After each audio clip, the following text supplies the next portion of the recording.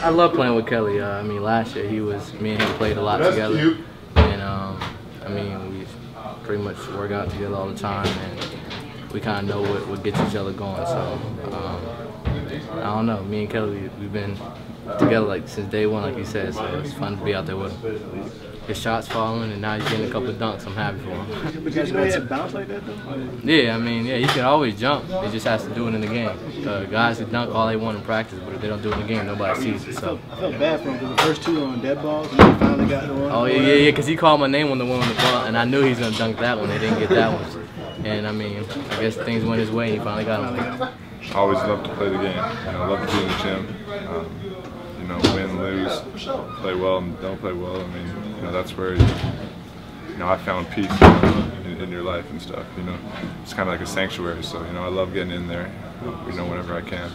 Are you gonna watch SportsCenter to see if your dunk that counted made it? Probably not, but you know, maybe I'll hit some hearsay.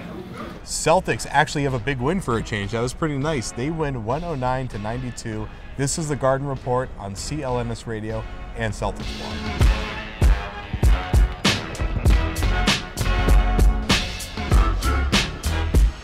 All right, let's do this. I'm Jared Weiss from CLNS Radio. You are Julian Edlow from CLNS Radio. That's not correct. Edelman. I'm going to get this right this time. Not Edelman, but people get us confused all the time. He is a killer punt returner. So let's talk about this game. Rondo has 15 assists. Kelly Olynyk has 15 points.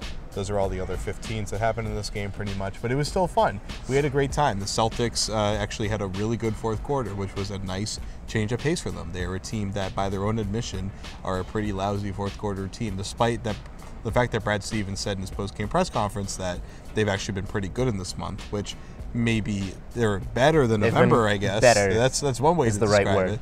I still wouldn't call them a good fourth quarter team, but that definitely changed tonight.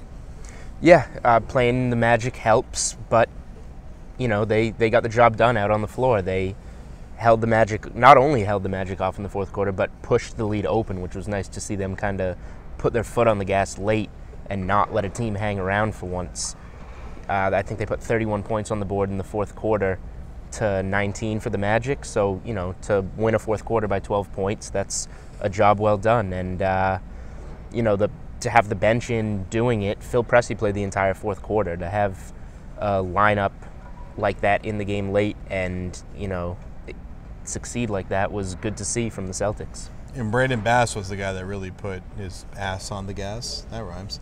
I mean, he had a huge fourth quarter. The way that he was flying to the rim, he actually had some nice post moves. He's finally breaking out some post moves, some up fakes, some patience in the post that kind of went away for a while. Something he showed very early in his tenure here and kind of got away from as he was kind of forced to be a mid-range shooter and a pull-out guy. But now that he's more of an interior presence, we're seeing.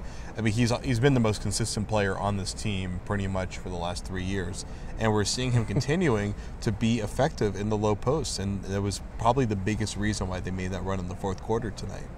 Yeah, you know, he was obviously brought in to play with that Paul Pierce KG era.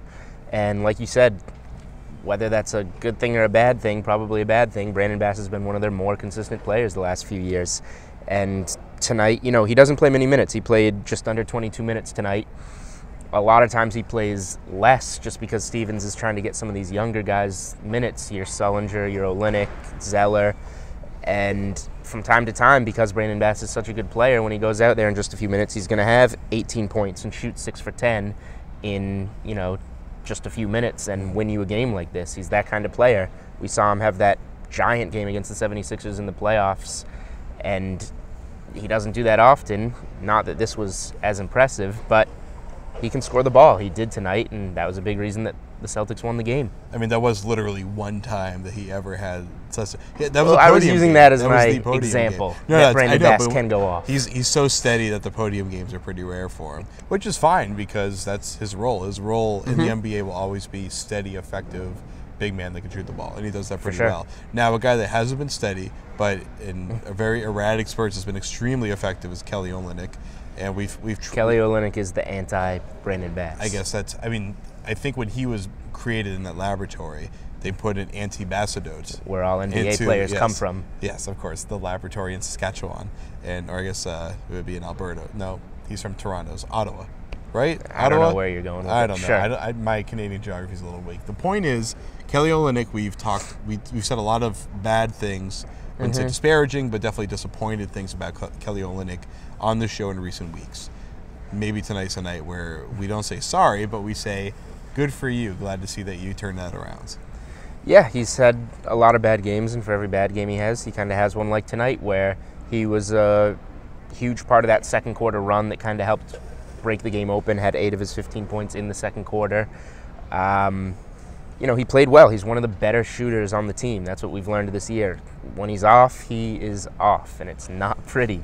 It's really Tonight, he was not off.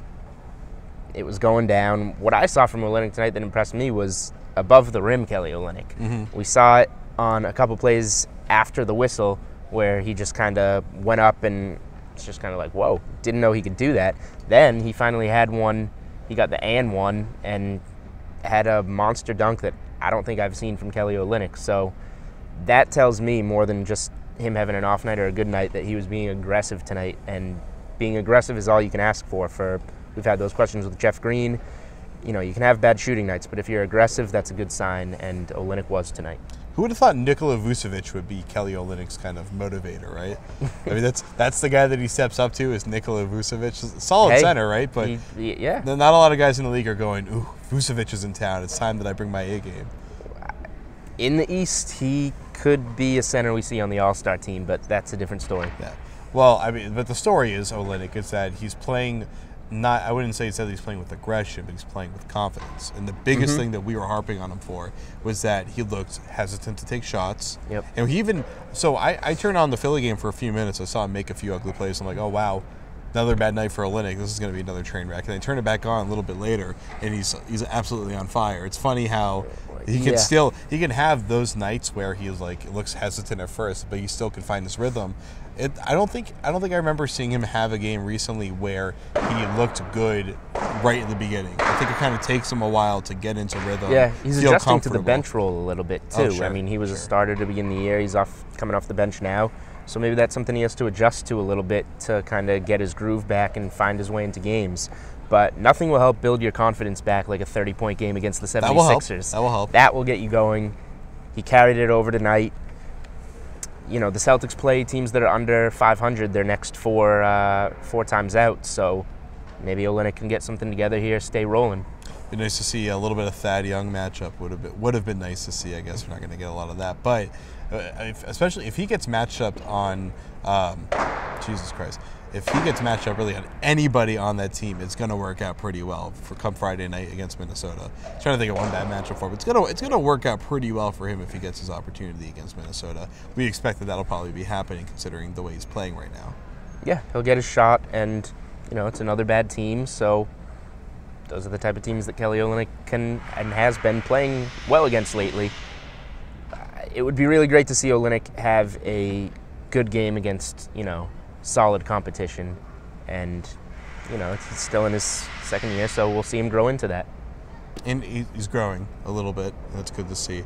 He We is. saw regression earlier this year. We want to see growth. I mean, that's what you need to make the leap. He's a lottery pick. You expect him to be making leaps every single year. I think we've seen that pretty, not quite to the degree that you would want to out of Jared Sullinger, but definitely it's there. And Sullinger's clearly getting better every year. Last year, he got hammered relentlessly for taking threes. Was actually starting off pretty poorly at the beginning of this year, but now he's hitting threes pretty reliably. And tonight, he went 2 for 3 from deep. And his three-point shot, especially late in the game, is becoming a big weapon for this team.